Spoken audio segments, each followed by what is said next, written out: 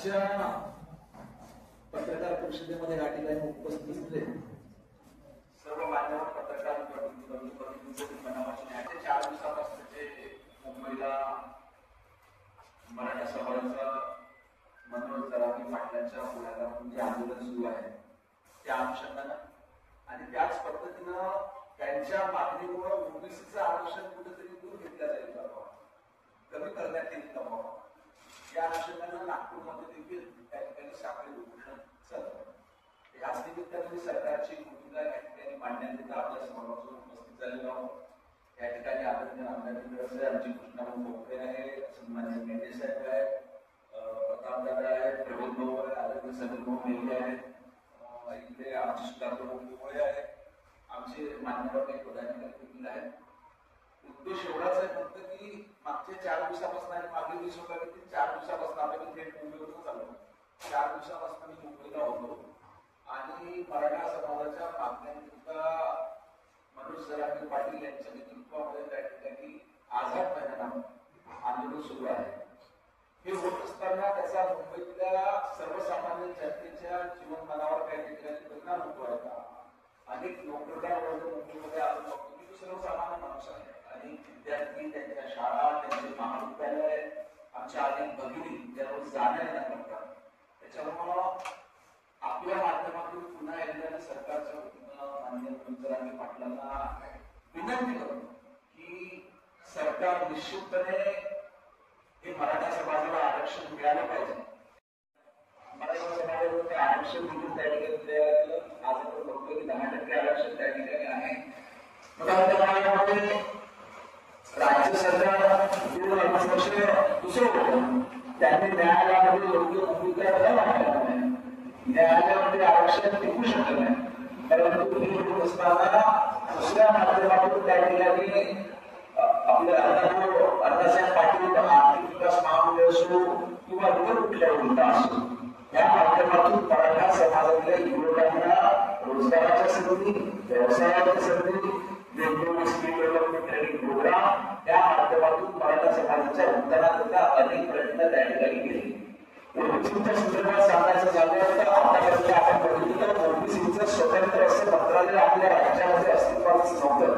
याच्यानंतर देखील आदरणीय देवेंद्रजींनी पुढाकार घेतला आणि स्वतंत्र ओबीसी मंत्रालयाची स्थापना आपल्या राज्यामध्ये त्या ठिकाणी केली आणि वेगवेगळ्या योजना ओबीसीच्या विद्यार्थ्यांकरिता देखील त्या ठिकाणी सुरू करण्यात आल्या। अशा वेळेस इतकं मोठं आंदोलन त्या ठिकाणी मुंबईत सुरू असताना साहजिकच ओबीसी बांधवांना त्या ठिकाणी बघितलं ओबीसी समाजातील लोकांकडे जास्ती वाटणं साहजिक आहे की आपलं आरक्षण काढून त्या ठिकाणी मराठा समाजाला देण्यात येईल का याबद्दल सरकार ठाम आहे। कुठल्याही परिस्थितीमध्ये ओबीसीच्या आरक्षणाला धक्का न लावता सरकार निश्चितपणे त्या ठिकाणी मराठा समाजाला आरक्षण कसं देता येईल त्याच्याकरता प्रयत्न करीत आहे। आदरणीय विखे पाटील साहेबांच्या नेतृत्वात जी उपसमिती त्या ठिकाणी तयार झालेली आहे याच्या भागात रोज बैठका त्याचबरोबर शिष्टमंडळासोबत चर्चा देखील चालू आहे आणि निश्चितपणे यातून काहीतरी सकारात्मक तोडगा त्या ठिकाणी आपले काही प्रश्न मराठा समाजाची तुम्ही कशी समजूत काढणार? कारण की मनोज जरांगे म्हणतात की मी ओबीसी अंतर्गत आरक्षण घेतल्याशिवाय आम्ही इथनं हलणार नाही। ही त्यांची भूमिका थोडी मला असं वाटते आडकुठी वाटते। त्यांना सरकारनं अनेक वेळा विनंती केली। आपण जर का बघितलं तर शिंदे साहेबांनी देखील म्हटलं की चर्चेच्या माध्यमातून त्या ठिकाणी काहीतरी तोडगा येईल। चर्चा होणं त्या ठिकाणी आवश्यक आहे। निश्चितपणे चर्चेच्या माध्यमातून त्यांना काही सकारात्मक तोडगा त्या ठिकाणी येईल।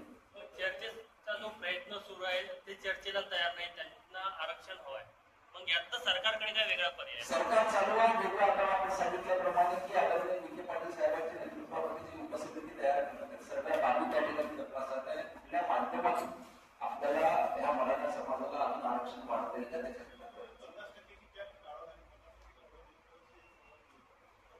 म्हणूनच आदरणीय देवेंद्र फडणवीस साहेबांचं म्हणणं किंवा माहिती सरकारचं म्हणणं त्याच्याकडे आहे जे आपल्याला अशा पद्धतीने आरक्षण द्यायचं आहे की त्या ठिकाणी कोर्टामध्ये टिकलं पाहिजे, न्यायालयामध्ये टिकलं पाहिजे की चुकीचं सरकार पण ते मग केंद्र सरकारच करू शकेल ना। म्हणजे जर 50%चा वर आपल्याला द्यायचा आहे तर आपल्याला एकदा इथून सगळ्या कायदेशीर बाबी तपासून त्यानंतर तर जो अहवाल आपला कोर्टामध्ये टिकू शकतो त्याच पद्धतीचा प्रस्ताव आपण त्या ठिकाणी केंद्र सरकारकडे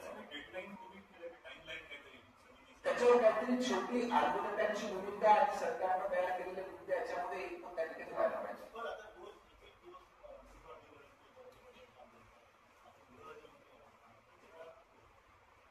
नाही शेवटी आज तसं पाहायला तर मुदतवाढ दिलेली नाही, परंतु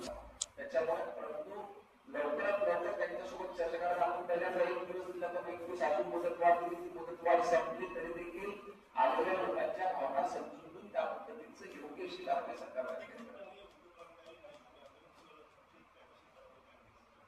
नाही कायदेशीर कायद्यामध्ये जी तरतूद आहे त्याप्रमाणे निश्चितपणे त्या ठिकाणी कारवाई होईल, परंतु आपण सरकार म्हणून त्या ठिकाणी लोकांच्या देखील भावना समजून घेणे सरकारचं काम आहे.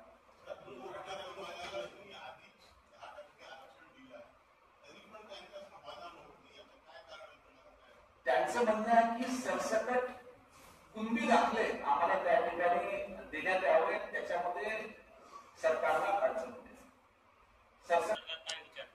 नाही सगळ्याशिवाय नाही. शेवटी बघा आपल्याला सरकारची भूमिका आधीपासून कशी राहिली आहे की या पद्धतीने मराठा समाजाला आरक्षण द्यावं लागेल की जे कोर्टामध्ये त्या ठिकाणी टिकेल.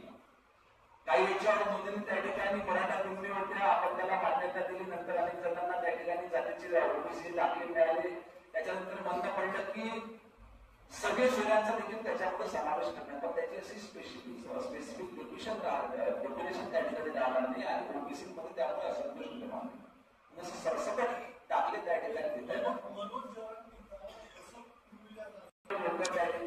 कोण आहे हे आमच्या नेतृत्वाला देखील माहिती आहे, परंतु नाही असं योग्य गोष्ट देखील आपल्याला सांगण्यात येईल कोण विरोध राहील. आज आम्हाला या गोष्टीचं राजकीय भांडवल करायचं नाही आहे, तर राजकीय भांडवल न करता दोन समाजामध्ये तेढ निर्माण न करता आलेली संकट दूर करणं हे पहिलं सरकारचं काम आहे.